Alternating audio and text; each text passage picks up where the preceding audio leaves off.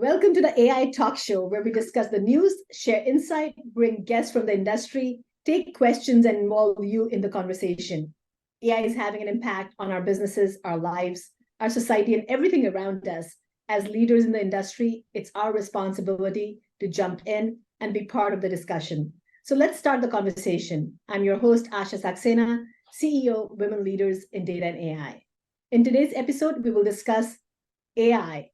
Is it a digital distraction or a promise?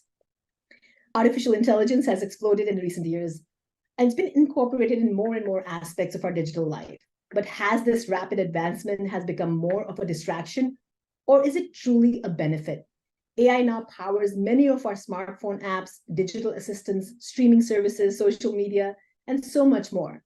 While these AI systems aim to be helpful, personalizing content and automating tasks, some argues that they have conditioned us to crave for constant digital engagement. With AI advancing at speed where we are too focused on novelty it provides rather than evaluating the true usefulness. Today, we will explore whether AI is becoming addictive, distractive, or is it truly providing the value we expect the AI to provide? So we can actually explore both the arguments. To discuss AI, digital distraction, or promise, we have Krishna Cheriath, Head of Digital Data and Analytics at Zoetis. Krishna, welcome to the AI Talk Show. Thank you, Asha. Great to be here. So Krishna, as we talk about artificial intelligence, I think since November last year, when ChatGPT came out, I think the buzz has really been on for what AI can do for us. I think people have been completely surprised by what AI can do for us in a conversation manner, unlike it has ever done before. I think we were all used to of the recommendation engines from Amazon or Netflix. We were getting used to talking to Siri and Alexa and not being happy about that. But suddenly in November, when we actually were conversing with ChatGPT, I think people were just so enamored by the power of AI. And if you think about early internet days, many experts in 1980s and 1990, underestimated how quickly and widely internet would be adopted for commercial and personal use. But they failed to foresee the innovation like e-commerce, social media, user-generated content, and so on. But when we talk about artificial intelligence, it's been around for a while. In the 1950s, the artificial intelligence term was coined. And in 1960s, they started predicting that it can truly have a human-level intelligence. But it took us about 20 years or so when we started really using the application of AI. So Krishna, when you think about artificial intelligence, even though I'm sure you've been using data and analytics forever, but truly the way we look at AI now, the way our business users think about AI is completely different than how they saw data and analytics before. So how do you think as a corporate leader, how do you and where do you start when you think about AI or generative AI technologies? Asha, as you rightly pointed out, AI is not a new topic, right? So artificial intelligence, if you go back even further, looking at our analytics roots in terms of the descriptive, diagnostics, predictive and prescriptive analytic world that we occupied, and infusing that into the operational execution and decision-making flow has been an increasing path of progress over the last several years.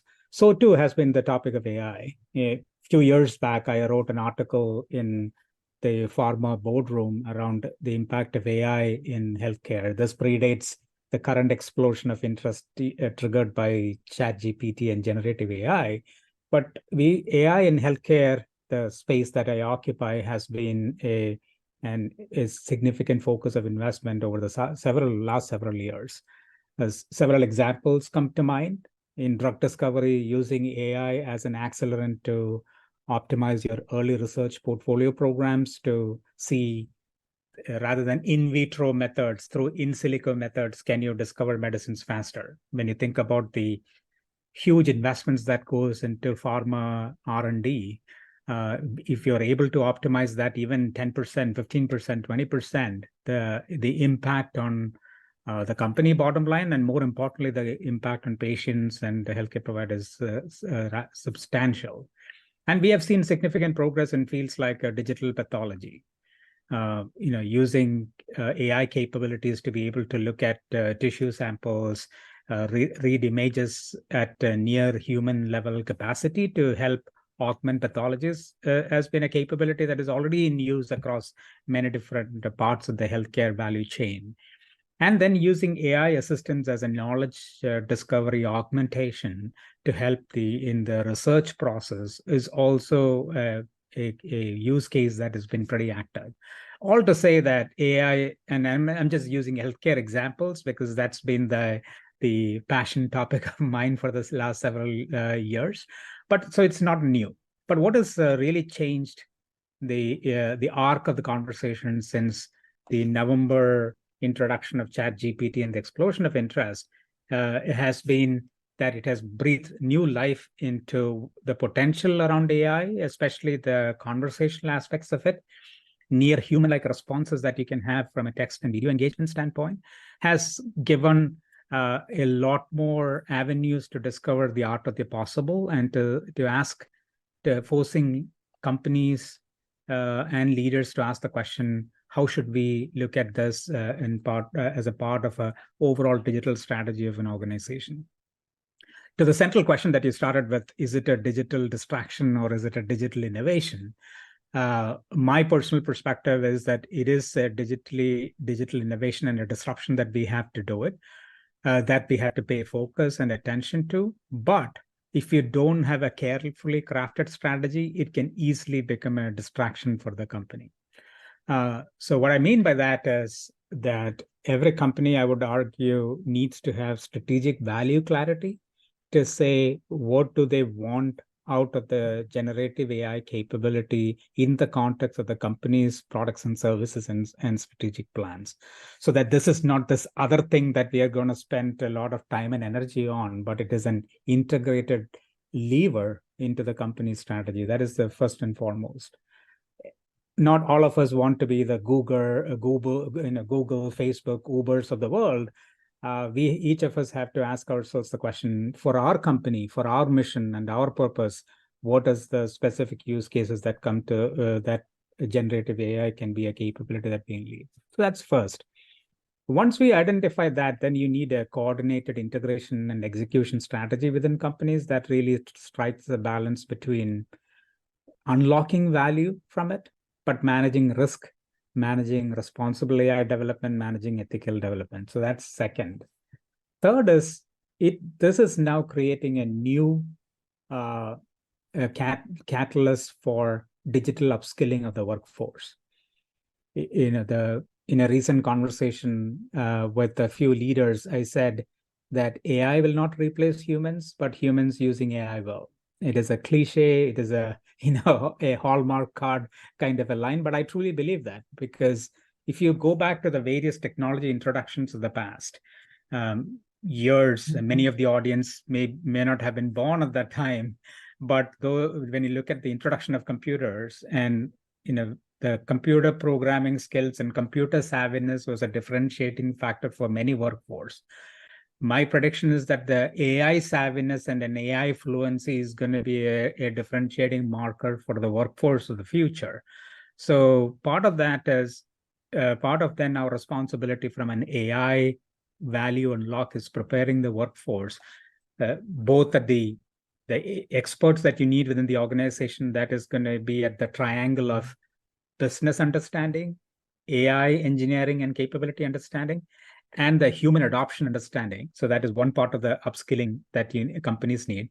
Second part is, how do you have the larger workforce to be AI fluent so that they can use these AI capabilities effectively and appropriately in their day-to-day? So if you're somebody in our world in R&D, or if you're working in sales and marketing, if you're a demand planner or working in the factory floor, or if you're working in HR or finance, for each of us, what it means to be AI fluent is going to be different. And how do we then help that organization is going to be another key question. So yes, it is a digital innovation, not a distraction, but if not carefully orchestrated, it will become a distraction. I love, you mentioned several points here, but what I love, what you said, the last point where you said, it could be a saying that you don't have to worry about displacement of jobs. You have to worry about displacement of jobs by the people who use AI. I think that's one of my favorite quotes, I would say, for sure, because that is the truth. If you are not engaging with AI today, I always say you need to not fear AI, become friends with AI.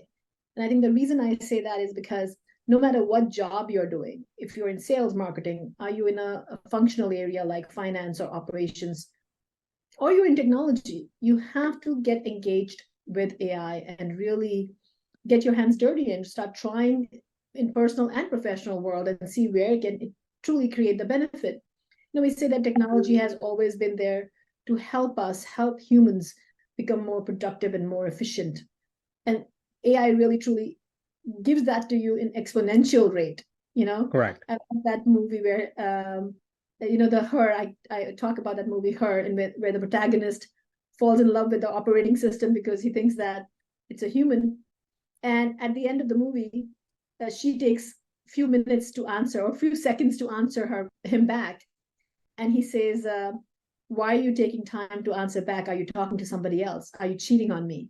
And she said, I'm just processing. She's like, yes, I'm talking to 1 million people and processing, several million requests. And that's where the power of AI is, that the amount of data it can process and give you the feedback. So how do we use in our workplace that high performance and create the performance for our organization is really critical. But when we talk about distraction, I want to talk about distraction from the shiny object syndrome, which generative AI has. Any conference you go, any boardroom you go, or any business meeting you go, or even if you go to a social event, if they know you're in AI, they start talking to you about generative AI, and they have a million questions about how it functions. So when we talk about distraction, do you feel that this is just the next new hot topic, like we had blockchain and cryptocurrency, or generative AI is here to stay? And how do we as data leaders engage with the audience who's distracted or enamored by this new technology and can't keep their hands off, or conversation off this topic? Yeah, I think the topic of this becoming the in thing to do is pretty true.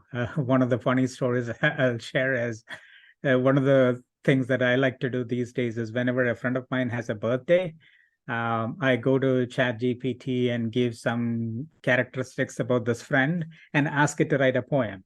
And I share to my friends, hey, here is a birthday poem for you by ChatGPT. A fun thing to do, and some really cool, interesting poems that ChatGPT has written, and using some of the inputs that I have given about the friend that I have, and it has become a cool thing for me to do in the recent past.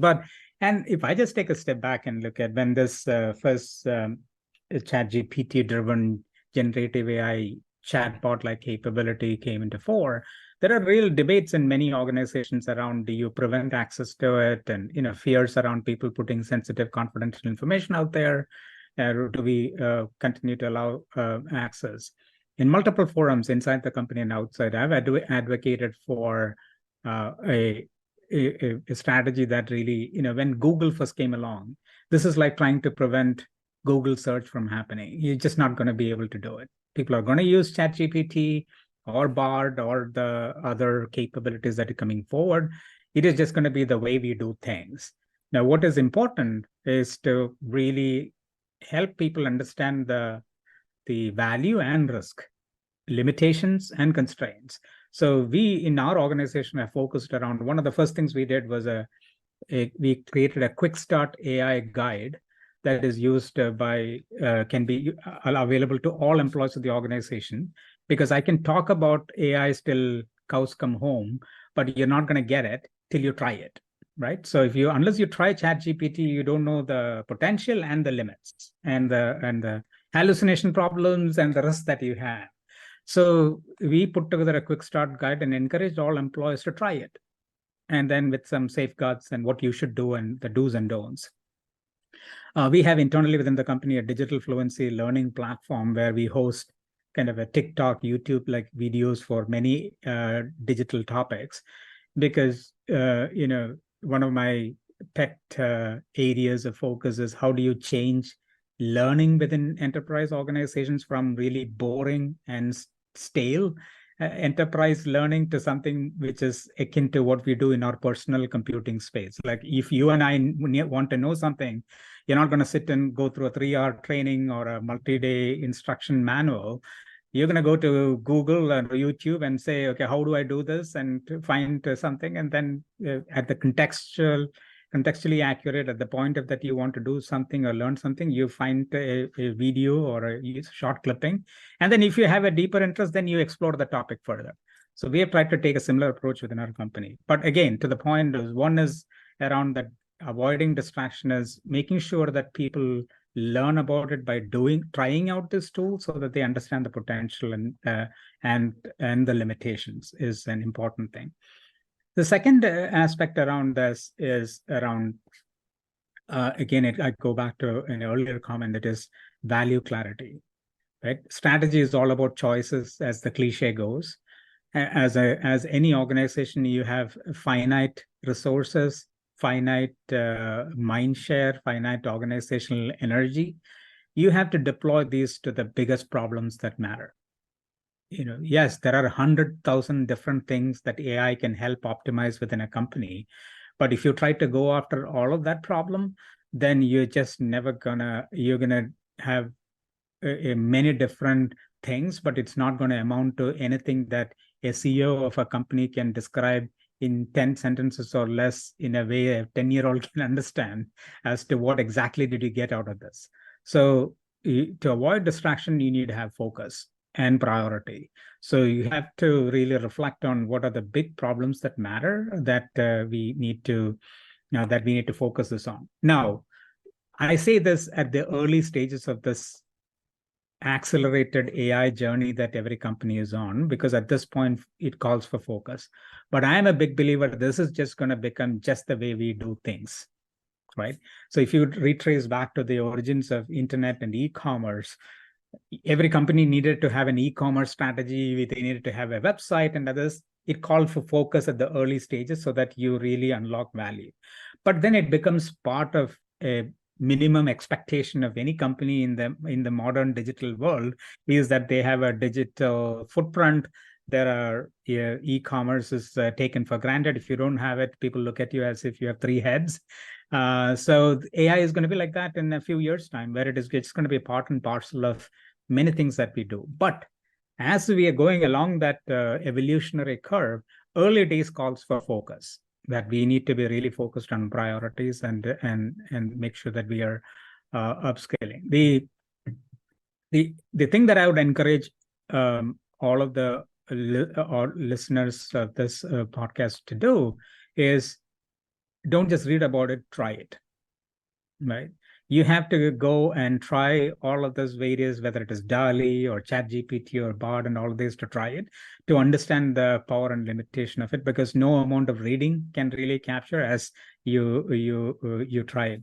One of the things that we did as a cool exercise within our company is we created one of the data scientists in my team created a digital avatar of mine, a Krishna.ai. So in a leadership team meeting, we said, hey, we would like to introduce you to a new member who has joined our team, and let the Krishna.ai, which was created using publicly available images, videos, and audio, to speak to our leadership team about the potential of AI. Now that has such a galvanizing ability to look at the power and potential and limitations and the risks of what these generative AI capabilities are. So I think that I really encourage the team, that the audience to make AI fluency a priority.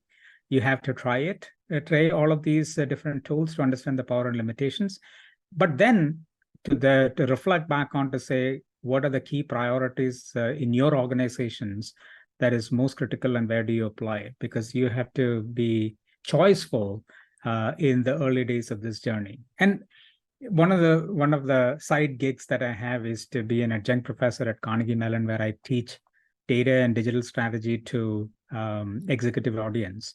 And one of the things I talk about is that if you're not a digitally native company, or if you're a company that has not been born in the last 3-4 years, going after the enterprise data problem is a fool's errand, because it's too big, too broad.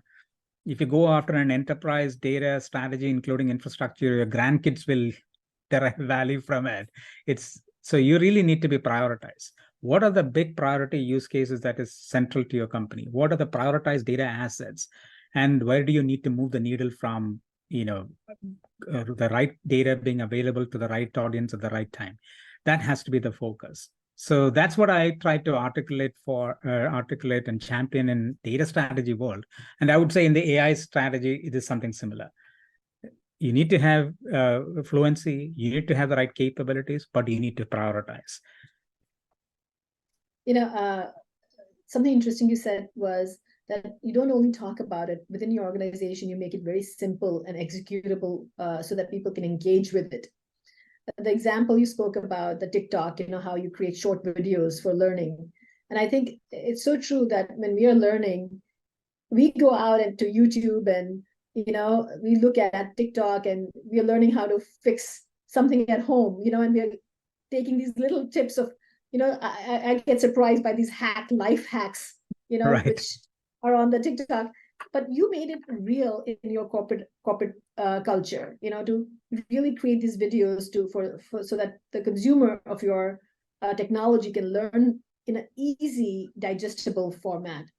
And that's brilliant. And I love the Krishna.ai, creating an avatar to kind of create an immediate impact in your leadership team to say, these are the pros and cons of working with AI. So you not only talk about it, you actually put it into action, which is remarkable. And I don't think a lot of leaders in the organization, they're too stuck with creating the priorities and day-to-day, rut of the strategy and execution and people and processes. But you are creating these digestible pieces to make AI come to reality, which I think is brilliant. And I think the way I think about this is you need a balanced diet in the AI strategy. The way I like to think about it is a Ferrari. You need both Ferraris and you need cargo ships. Ferraris, as in you need to have these, quick, Krishna.ai. It took 4 hours of effort by one of our data scientists to create it. So it's not as if it needs a big capital investment to do it. But the potential around telling the story around the potential and the risks around it is galvanizing. But so you need several of those, or creating a learning platform, creating digital short videos. We create digital short videos within our team. All you need is a smartphone and you can create or a Zoom recording and you can create a digital short video. So much better than having to read through reams of PowerPoints or documents to be able to learn a digital topic. So those are the Ferraris you need, but you need cargo ships to do, right? You need some big structural things. You need to have your prioritized data assets in a good place within your organization so that you can unlock value from it. You need a good governance strategy. You need to have AI principles in place. You need to have a partnership between information security, privacy and legal compliance, and the data office to be able to make sure that you're doing responsible AI development. So you need those cargo ships as well. So I think it is not an either or equation, it is an and equation. And then, but I would say it is within the powers of all of those who are listening to this podcast to do simple steps to make this AI topic easily accessible, have the balanced diet of having some, sweets and cookies along with the meat and potatoes that needs to go along with it. Absolutely. So make it fun while consuming boring stuff too. I want to go back to, I agree with you. Listen, I'm all pro AI and I'm fascinated by the innovation that AI can bring. And in general, I'm pro technology, and I feel like technology has always helped mankind, even though we worry about the biological, chemical, nuclear, and technological weapons and how it can use for mass destruction. But we also see the huge amount of innovation and benefits that come along with it. But we cannot debate the distraction. We've seen that there is clearly distraction when you talk about digital distraction, from just employees complaining about all the apps and emails and messages, and how these attention span for our next generation coming in, and Gen Z's working in the workplace. So when you think about the distraction, not just from the employee level of all these digital assets that they're consuming, where is the focus? And so that's one piece of a workforce. And then the second piece of distraction is the business users, right? Tech and business has always fought. Business doesn't think that it gets the business. The tech doesn't think that the business gets the tech. And there's always a war between, you underestimate our power. But now you suddenly have the shiny object of AI, and business wants to grab it and learn it and consume it. So when you think about either the employee and the workforce distraction, or you think about the consumer distraction, the priorities can actually go haywire, because you're now having a lot of demand from all different aspects. And as a leader, where do you create the focus? Yeah, I think, Asha, the both absolutely legitimate points. On the first one, on the employee, and we saw this waves, when emails become the thing. Okay, that is going to be a big productivity multiplier, but then email overload became a problem. Then you have instant message started, then it became email and instant message.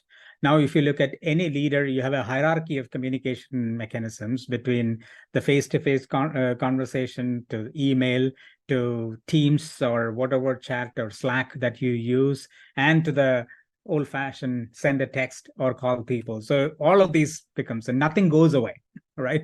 So whenever a new capability gets introduced, especially in the field of the communication and collaboration space within organizations, I'm yet to see something drop off to say we are not going to use that channel anymore. It is only additive. So that's one part of the problem.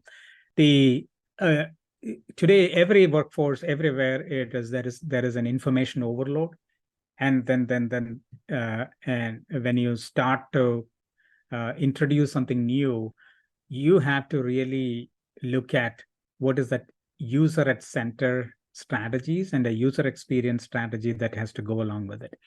This is one area I think many organizations pay lip service to, right? So if you look at any presentation decks that accompany big capability investments, there will always be a slide for change management and communication as a check the box afterthought. But I would argue that one of the things that to get AI right in organizations, you need to make that a big priority around the adoption and the change management space. Part of it is getting the user experience right. So for example, if you're a sales rep and is using a CRM platform as your dominant operational vehicle to do your customer planning and your customer activity, and if you're introducing now AI capabilities or generative AI capabilities to make that more efficient, you have to think in terms of how do you introduce into that workflow rather than as a separate set of discrete things that you have to learn, or how can you seamlessly introduce into that? My best example of a user experience done right is in golf, right? I play golf. I love playing golf. There is an app that I use called Arccos, ARCCOS, Golf Caddy. It's an AI app that is a caddy, a digital caddy, if you will. When you subscribe to this Arccos Golf, you get a bunch of sensors that you put into each of your club. It takes about 10 minutes for setup, very easy setup. Then you just go play the game, right? You're not doing any data entry, you're just playing the game. And as you play the game, it is collecting data behind the scenes around how far do you hit each of your clubs. After about 10, 15 rounds, it knows your game better than you do.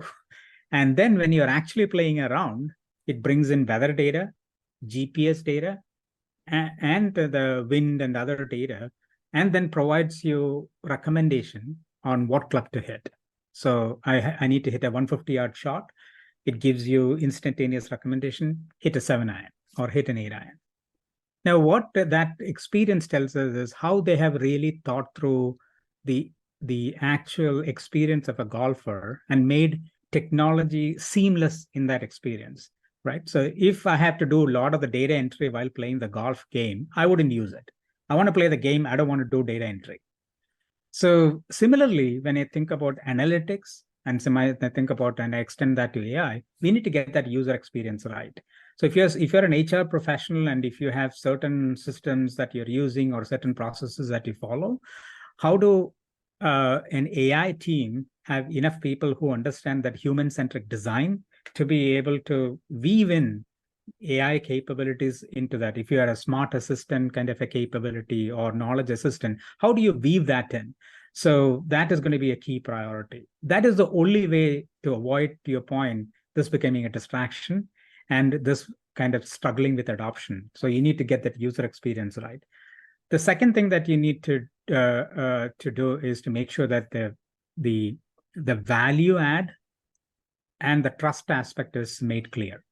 Right? Value add meaning that if I'm an employee, I will naturally use those things that will be added incrementally value creating for me, either because my productivity is better or I'm able to do more things better or I'm differentiated in the marketplace from my skills standpoint. So how do you really help the workforce and the employees realize the value of this, not just from their work, but their personal skills and marketability in the marketplace of talent in the future is going to be very important. And the third is around trust. Right? If I'm giving a AI recommendation to a knowledge worker, how do you make sure that they know enough about how these predictions are made or how these insights are generated so that they can trust it? This is a classical analytic problem that you can do a lot of the predictive analytics and prescriptive analytics and come up with the next best action. But if you don't get the human at the other end of the equation to act on it, what good is it? So we need to do, so that's where the digital fluency of the workforce becomes really important so that they know enough to trust it. The other aspect around this, which I'm very fascinated by, is if you thought the last election with all of the bots and the spread of misinformation was a problem, think of what disruptions this generative AI can create with images and or video clippings that you can't discern whether the candidate actually said it, because it is going to be that precise and that good. So there is a lot of the potential for bad behavior across the already as a society. I would argue that digital trust is eroding fast in our society and creating echo chambers across the spectrum through social media. So the downside of generative AI is the potential for kind of again fraying the digital bonds that we have as a society further. So that's where we need some good regulations, good behavior, and good responsible digital citizenship across companies and individual players to move it right. There will always be bad actors, right? That's never going to be regulated away, but we can do steps to make it a lot more preventable. The last point I'll say is one of my favorite sites to go to is the site Pessimist Archive. So if you go read their newsletter, they go back in time and look at new technology introductions of the past and see what was happening in the conversation in the society at that time. And you will always have this dynamic of optimists and pessimists around any new wave of digital and technology introduction. This happened when the smartphone came into being. This happened when the telegraph came into being. This happened when automobile introduction, what have you. What that history tells us is that there is always a optimist and pessimist, and the progress that capability takes in society is never linear, right? So you can not really predict. At the wave of internet or when it started, we couldn't have predicted the progress that we have made over the last few years. Nobody could have predicted all of the capabilities that we now take for granted. right? Some people imagine, some people don't. So similarly in AI, it is going to be that way. But I think what we can do is, just like in data management, we say you need to have good master data and good foundational data. In AI, we can have some good master data type behaviors and capabilities in place so that whichever path it takes, we have the muscles in place to be able to do it right. So yeah, so I remain a AI realist, that yes, this is value creating, but there are several things we need to get right. I love it. You say realist, yeah, not optimist, not pessimist, but realist, which is really creating the balance. And that's Correct. where you always want to be, where you're creating a right balance of good and bad. So you're aware and you walk into the situation with open eyes. Yep.